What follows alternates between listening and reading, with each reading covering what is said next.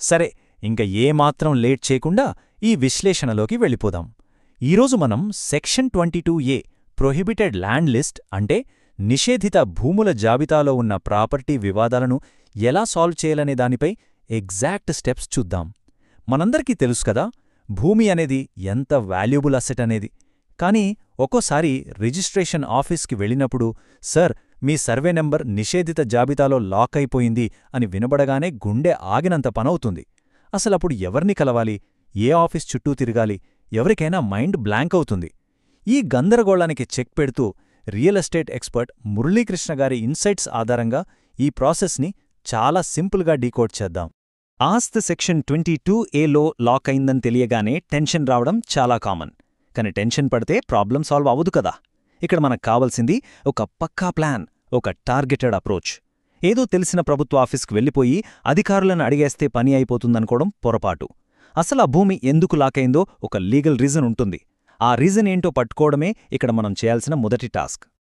ఒక్క విషయం మాత్రం చాలా క్లియర్. అసలు ఆ సర్వే నంబర్ ఏ చట్టపరమైన సబ్ కేటగిరీ కింద లాక్ అయిందో డయాగ్నోస్ చేయకుండా గుడ్డిగా ఆఫీసుల చుట్టూ తిరగడమంటే చీకట్లో బాణం వేయడమే. అదంతా అబ్సల్యూట్ టైం వేస్ట్.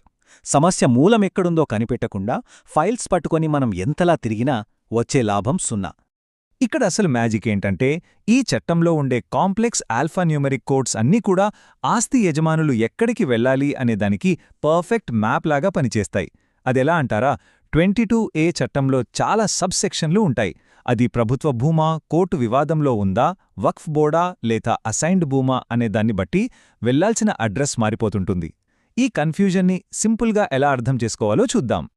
ముందుగా ప్రాపర్టీ గనక 22A 1A B లేదా D అనే సెక్షన్ల కింద లాక్ అయితే ఇక వేరే ఆలోచన లేకుండా నేరుగా జిల్లా కలెక్టర్ ఆఫీస్కి వెళ్ళిపోవడమే. ఎందుకంటే ఈ కేటగిరీలు డైరెక్ట్గా కేంద్ర, రాష్ట్ర ప్రభుత్వ భూములకు లేదా కోర్టు వివాదాల్లో ఉన్న భూములకు మాత్రమే వర్తిస్తాయి. ఈ కేసుల్లో ఏ ఇతర రెవెన్యూ అధికారి దగ్గరికి వెళ్ళినా అస్సలు పనవదు. ఇక్కడ ఏకైక అథారిటీ కలెక్టర్ గారు మాత్రమే. అదే ఒకవేళ ఆ సర్వే నంబర్ 22A 1C జాబితాలో ఉందనుకోండి, ఇక్కడ రూట్ కంప్లీట్గా మారిపోతుంది. ఈ సెక్షన్ దేవాదాయ శాఖ లేదా వక్ఫ్ బోర్డ్ భూములను డీల్ చేస్తుంది. మతపరమైన ఎండోమెంట్ భూములు కాబట్టి ఇక్కడ కలెక్టర్ ఆఫీస్కి వెళ్తే ఎలాంటి ప్రయోజనం ఉండదు. నేరుగా ఎండోమెంట్ కమిషనర్ ఆఫీస్ లేదా వక్ఫ్ బోర్డును మాత్రమే కలవాలి. ఈ ఇష్యూస్ని రిజాల్వ్ చేసే పవర్ వాళ్ళకే ఉంటుంది. ఇక కేటగిరీ 22A 1E విషయానికి వస్తే, ఇది అసైన్డ్ భూముల నిబంధనల ఉల్లంఘనల గురించి చెబుతుంది. ఇక్కడ ప్రాసెస్ హైలీ సెంట్రలైజ్డ్ అన్నమాట. ఈ కేటగిరీ కింద ప్రాబ్లం ఉంటే మనకు పరిష్కారం దొరికేది హైదరాబాదులోని chief commissioner of land administration అంటే CCLA పరిధిలో ఉండే ఒక ప్రత్యేక కమిటీ దగ్గర మాత్రమే. అసైన్డ్ ల్యాండ్స్ వయోలేషన్స్ మీద ఈ స్పెషల్ కమిటీ మాత్రమే ఫైనల్ డెసిషన్ తీసుకోగలదు.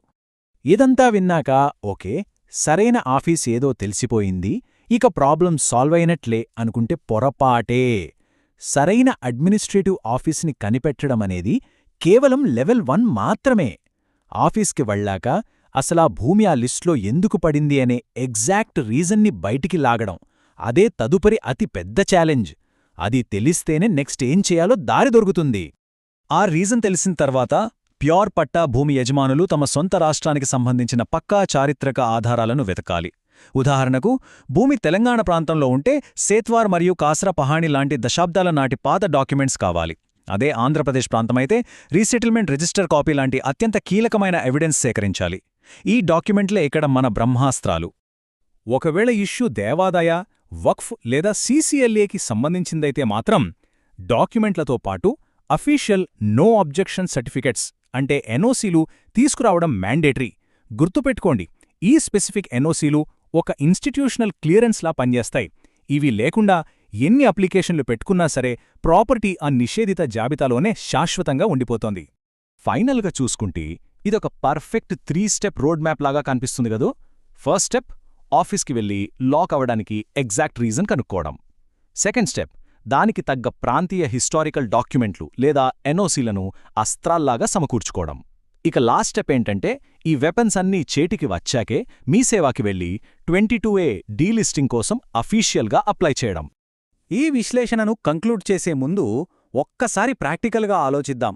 మురళీకృష్ణ గారు చెప్పినట్లుగా సర్వే నెంబర్ ఏ కేటగిరీలో లాక్ అయిందో తెలియకుండా ఏం చేసినా అది కంప్లీట్ టైం వేస్ట్ అనేది అక్షర సత్యం.